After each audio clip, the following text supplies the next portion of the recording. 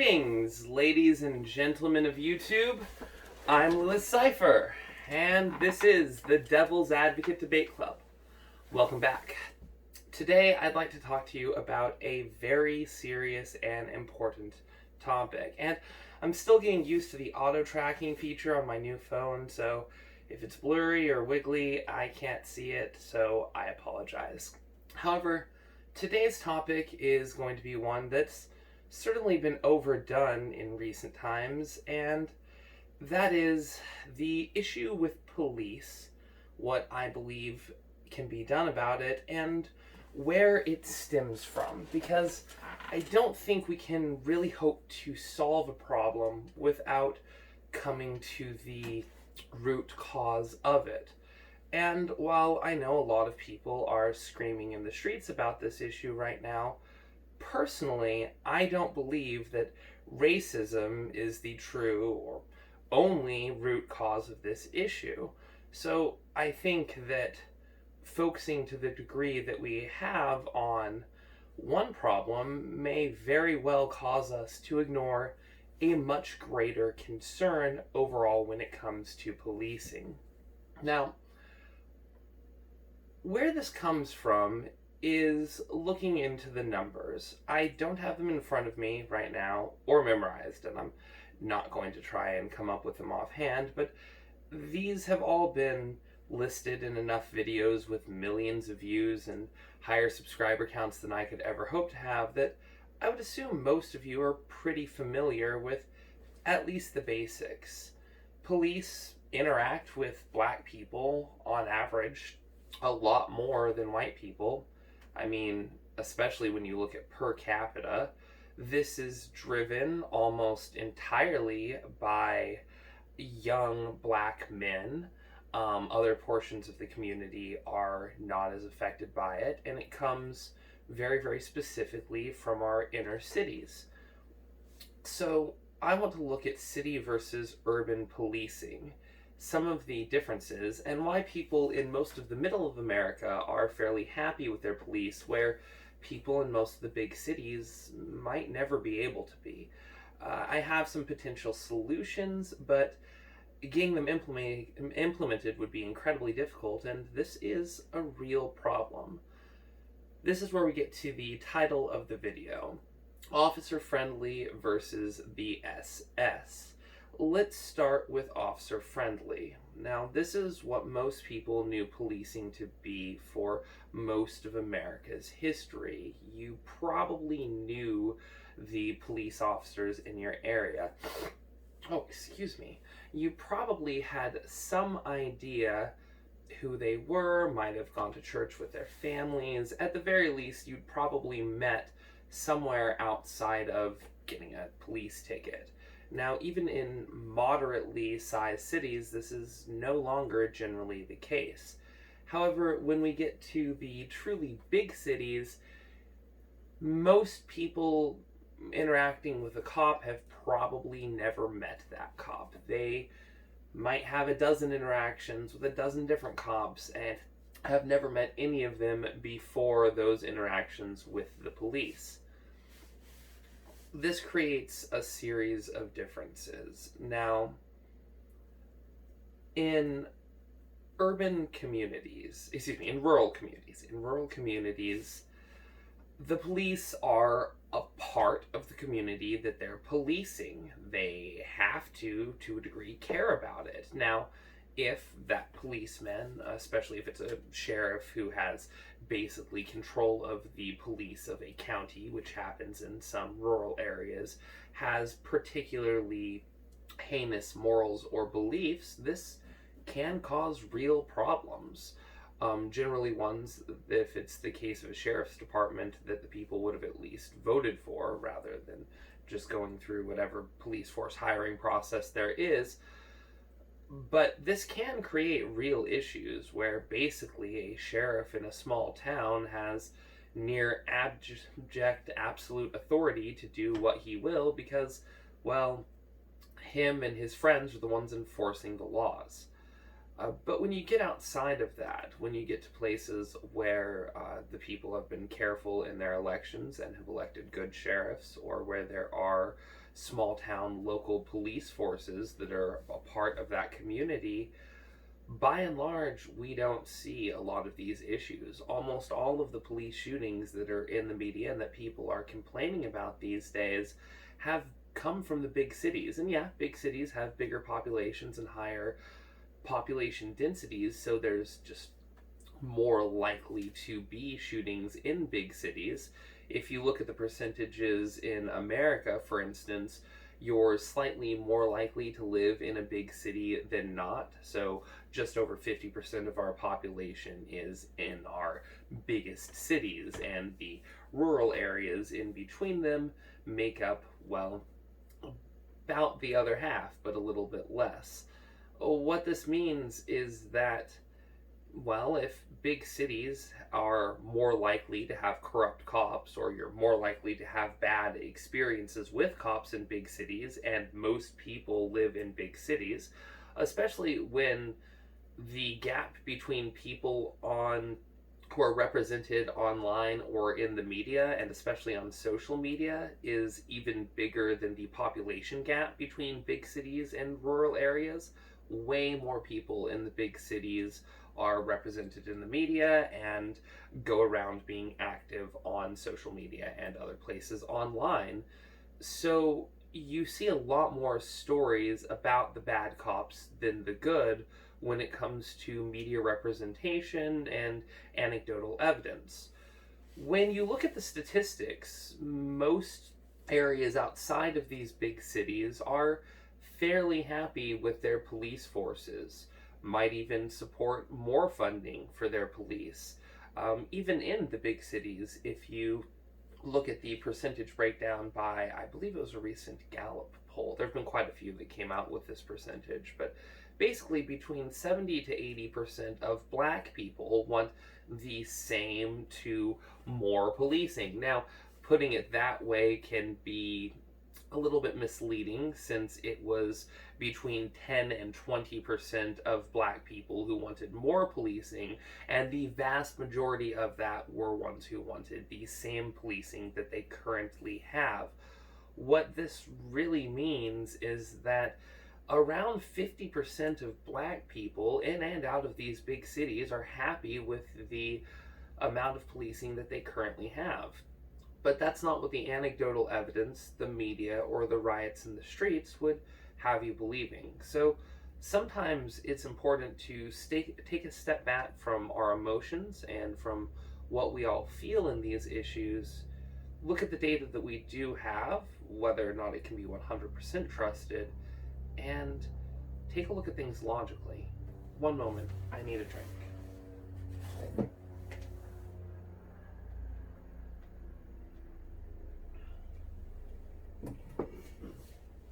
I'll have to get one of Crowder's to put up there eventually, huh?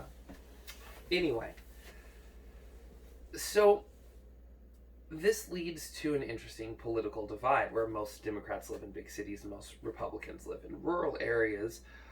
That Republicans, by and large, are happy with their police forces, and would like to see more funding to them, as they're doing, by and large, a good job in these rural areas. Areas where people also have the ability to defend themselves more than in a lot of these big cities that just have higher gun control restrictions than most of the places outside of them, which probably makes policing a little bit easier, since the general public is a little bit more capable of defending themselves. So let's get to the real problem with policing in big cities, now that I've discussed some of the reasons I think rural policing for the most part isn't, and why there's a divide. I'm going to get just a little bit off track here for a minute, but bear with me, I am going somewhere with this. There were several studies done on the effects of dehumanization or tribalization among, well, children and teens and even college students, that were shut down and eventually made illegal because of the horrifying consequences for the people who are in them, not just while they were in the experiments, but on into the rest of their lives. These experiments showed several things. One done on, I should remember the college campus, but it does not come to mind right now. Anyway, basically split students into two groups, prisoners and guards. And the guards would start being mean to the prisoner group students and formed cliques of their own, even outside of class and outside of the experiment. And from what I can tell, for a while, even after the experiment was ended, some of these social issues continued. In fact, I never found any real proof that the students who were in that experiment ever fully socially recovered. Similarly, there was a study done on a younger group of children that split them into two groups based on eye color. It was the blue-eyed students and everyone else, I believe, and then preferential treatment was given to the blue-eyed students, or they were given more praise and smiled at more. There were several different ways the experiment was conducted, and the results were terrifying. Once again, I'm not sure that any of those children, as they were children, they had more time to develop and recover. They may have, but I am not certain whether anyone involved in either of those experiments was ever the same again. The reason I bring this up is because, to Officer Friendly in the rural areas, you are a person. You're a member of the community. You're someone that they're looking out for. And if they're pulling you over for speeding, it's for your safety and others. And it might really be that. They get into policing to help people.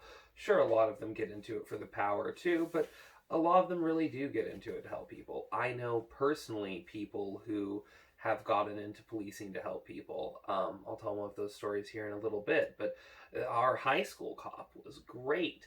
Would answer questions about the law and about how to stay out of trouble and, what you could and couldn't do while driving, and made herself available to the students, most of whom hated her.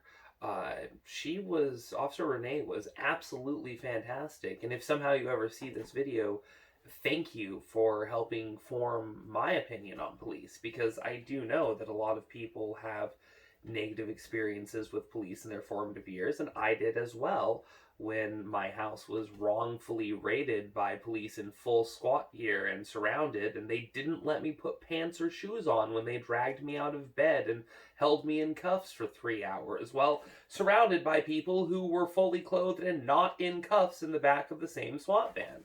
So I was even given bad treatment.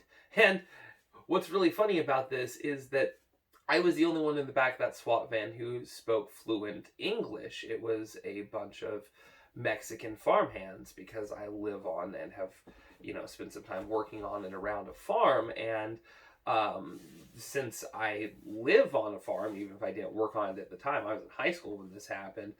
They had pulled all of the Mexican farmhands out of the field, thrown them in the back of the SWAT van. I don't know why they cuffed me and not them. I mean, I was cuffed behind my back, cuffs too, in a van with a bunch of guys uncuffed, and I'm sitting there, the only white guy in the van, pantsless, the only one without being fully clothed in the van, going, man, So, I'm not saying that they did that to me because I was white. In fact, I'm sure it wasn't the case. They caught me with my pants off because I was in bed. The Mexican field hands were already in the fields. They also went out there and kind of got them before they got to any of the houses, and it was kind of a safety thing. I was also about 2 feet taller than them and might have looked like more of a threat in some ways, so maybe that's why I got handcuffed. I don't know, but I do know that the cops were directly dicks to me in a couple of different ways, asking if I was cold, and when I said yeah, turning up the AC in the back. It was all kinds of things. They had the only female Mexican worker in this little cage that they had to keep her separated from all the guys in the back of the SWAT van. I don't know if you've ever been detained, but it's an interesting experience. Even after they figured out that I wasn't involved in what they thought was going on, which they thought my neighbor was growing a bunch of weed. It was really just tomato plants. Long story. They were pulling me out and making fun of me for not having pants when they're the ones who didn't let me have pants. And hey, where are you from? Oh, Target E, because they had all the Targets up on the board. Oh, they got pants for you back at Target E? I hope so. So I've had bad experiences and good with the cops. I know that there are bad cops out there who get into it just for the power, even in these rural areas.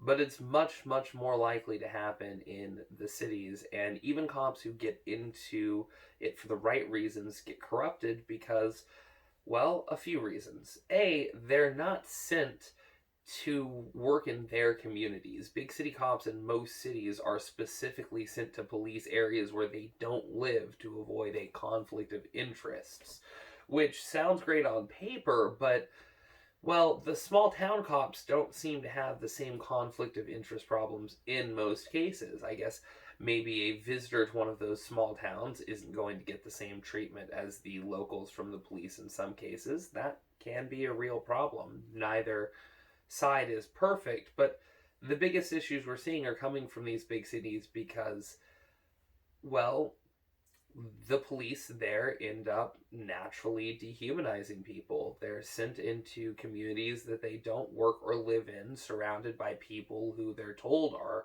mostly criminals. And in a lot of these cases in the big cities, many of them are for a number of reasons. I mean, even if they never got involved in any of the crimes, there's the fact that just getting wrapped up in gang activity because, you thought it sounded cool in school can get a mark on your record, as well as the fact that in a lot of inner city poor communities, despite the fact that lots of these cities have lots of social services to help poor people, in some ways those seem to almost be making the problems worse as poor people from outside areas flock to use these social services, and, well, the tax-paying elites tend to leave and stop paying their taxes, making the cities slowly collapse in on themselves.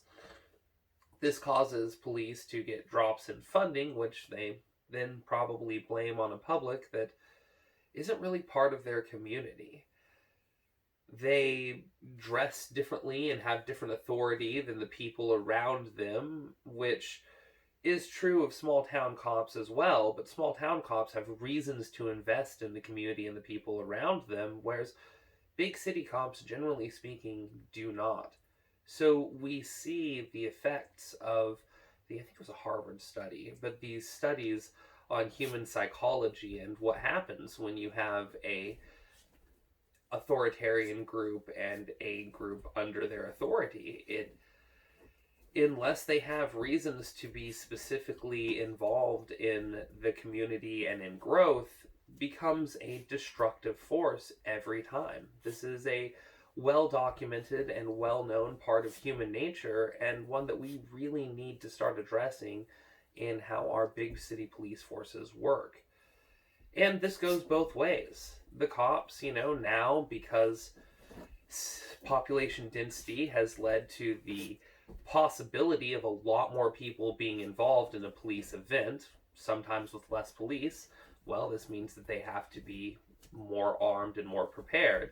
They have to be in riot gear and in masks, which further dehumanizes the police to the people around them, making this go kind of both ways, where both sides feel justified doing basically whatever they want to the other, as long as it's a policeman, or as long as it's, a criminal, which in many cases, these are real criminals. In many cases, the police are just coming up with a reason to detain someone that they want to get out of the streets. And it really needs to be addressed. Now, there are lots of people who have pointed out this problem, and there are a few solutions floating around, some of which I've seen addressed and some of which I have not. One I'd like to bring up first is the most common that I've seen pulled up, but it's also the one that I've had the most experience with, which is the idea of some kind of community policing, or basically social workers who go out instead of the police in first responses to nonviolent crimes, and we have that where I live. I live not in, but I live near Eugene, Oregon, was born there, and spent most of my life there. Be careful, little dog. And for most of my life now, we've had what's called cahoots, which I can't remember the acronym right now, but they're actually dispatched by police and funded through police funding and are trained, I don't want to say trained therapists, but trained social workers who have basic medical training and basic therapeutic training, who go in and talk down people who are thinking about committing suicide, who do basic welfare checks when someone's family calls because they've been in their apartment for 5 days and no one's heard from them. And yeah, respond to non-violent crimes in some cases. When there's a homeless person on the streets of the courthouse who's been asked to move along and hasn't, well, they generally send cahoots. Now, there's a couple of downsides to this potentially. I have spoken with people, an ex-girlfriend's mother, in fact, who had nothing good to say about cahoots because when she called her to do a welfare check on her daughter, on multiple occasions, they didn't show up until hours later when she was already home. This is because, well, they were kind of an experimental unit at the time, and now they've got 2 vans. They might have more, but at the time, that was just 2 people in a van going around doing what they could as the calls came in. So they would frequently get to calls hours after they'd been called in. The obvious solution to this is either more funding for more units like them, or to transition some of the police funding that exists into more social services units like them in order to cut down the response times on their side of things, since, well, there's really no reason for armed police to deal with a lot of these situations. Is it dangerous? Yes. There were times when, my mother worked for them for a decade of my life and then continued on working with them in other capacities, and I knew her friends who worked for them as well, and there were times when they got attacked by someone who had been nonviolent, who was a known homeless entity that they knew by name and knew might get violent, but knew how to deal with them. So there are risks, and having them trained and having police trained in some form of martial art to be able to properly and safely defend themselves without hurting others is a great idea. This, however, requires more funding. It requires reform in the policing that we do have. And if we want to get a community policing unit in some of these big cities, especially in some of these dangerous communities in Chicago or Detroit, where violence is just not comparable to what we have here and in other places where this community policing has been tried, we would probably need to get people from those communities to come forward and be interested in being trained into those units. You wouldn't want to hire from the outside. You'd want to do the opposite of what most cities police currently do and have them very specifically police their own communities. Which brings me to a solution that I personally have not seen floating around, that I've come up with, that I think would also help things greatly when it comes to big city police treating people a little bit more humanely. One moment, please.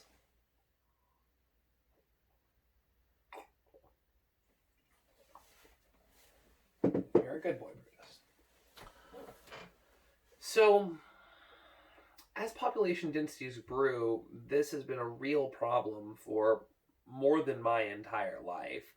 As police in big cities became more corrupt and more violent and less accountable, and as their police forces and their police unions slowly gained decades of seniority and power in these cities, it has truly become a corrupt and terrible thing in some areas. Now, For reasons we can get into in another video, black people are disproportionately affected by this. You can say it's racism. I'll argue it's not. Ultimately speaking, it doesn't matter because addressing the core issues behind the corruption and with the system as a whole for everyone will benefit black people more if they are primarily affected. So, in other words, if we don't address this from a racial angle and look for solutions for everyone, the groups who are most affected negatively now will be most positively affected by those reforms. So, if black people are most negatively affected by the corruption in the big C police forces, which is highly possible, then they would be the most positively affected by any reforms. That's why my MAGA hat's cooler than yours, because a lot of people like to call Trump a racist, but he's actually looking to do criminal justice reforms from the top down that would affect everyone, which would benefit black people the most. I don't think that he is doing everything that he could. I don't think that most people have realized the solution, because for decades it didn't exist. We've been looking for a solution for this problem when there might not have been one. It might have just been an issue with dehumanization and human psychology that there was no getting around. Fortunately, now we have Bluetooth. Now we have wireless communications technologies that take a lot of these problems away and take the need for a centralized building for policing, like a police department in these big cities, away as well. Now, not entirely. We probably do still need that for storage purposes, paperwork, and certain filings, but I think a lot of policing could be done basically as a work from home position.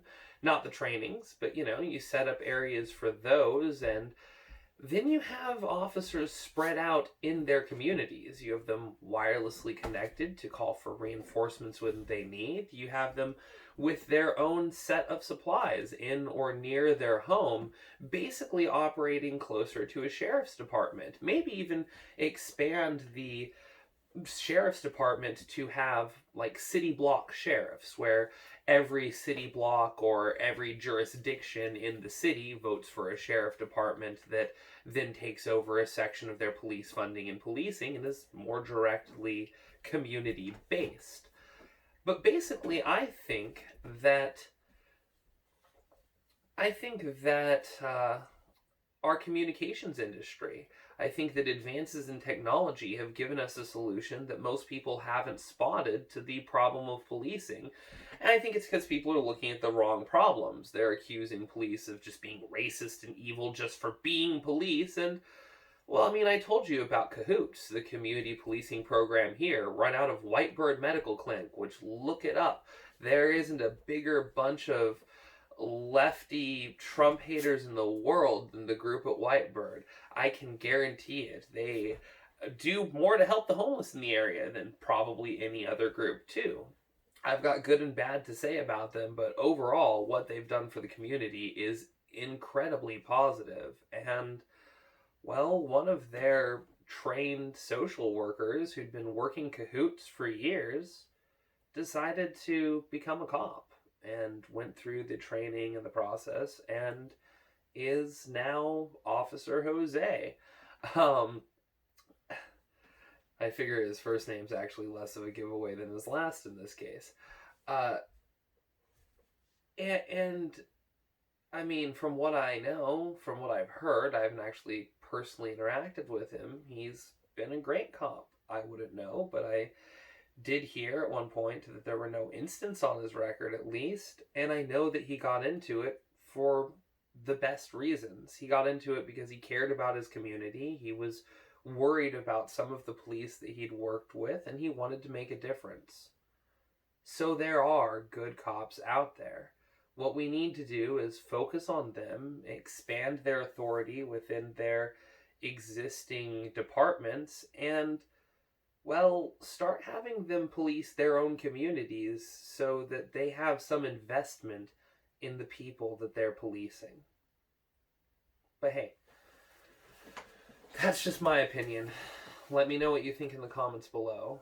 I'll definitely have to do a video on the problems that I think are facing the Black community, the systemic issues behind some of them, how they affect policing, and how they are the effect of our big cities. But it is interesting to me that the places where these problems happen are almost 100%, very, very primarily, but I mean 95 to 100% across the board, big cities that have been almost, if not entirely, democratically run for 50 or more years from the mayor on down. And it's their police departments that have these systemic issues, and where all of this in um, even uneven enforcement is coming from. If you look, it's all coming out of the big cities. If you compare the numbers in rural areas, Black people aren't being targeted more than white people. I don't think they're necessarily being targeted more in the cities either, but they're not interacting with the police more, is the accurate way to say it. It's all happening in these democratically run big cities where the Democrats are telling us, well, the Republicans are racist and evil, and that's why you've got racist cops that are shooting more Black people. But why is it happening in their jurisdictions if that's the case? I'm going to go through a video where I try to answer that question, but it's a complex issue. Anyway, it's good to be back. It's good to have finally shed enough weight that I feel comfortable with the 10 extra pounds the camera is supposed to add. And it's good to be one of, if not the only person in Oregon with this particular MAGA hat. I don't know. As soon as it came, I knew I had to get myself on camera. I hadn't really been planning to until I saw this hat. So if you love or hate my face, you can blame the president. Thank you for joining the Devil's Advocate Debate Club. If I manage to get this video uploaded, as my new phone is still giving me issues, it will be the first of many to come, as I spent almost $500 on a device that hopefully, even if I'm still running off my phone, will let me make videos on a more regular basis. Anyway, kids, thanks for joining. I'm your host, Louis Cypher. Come back next time.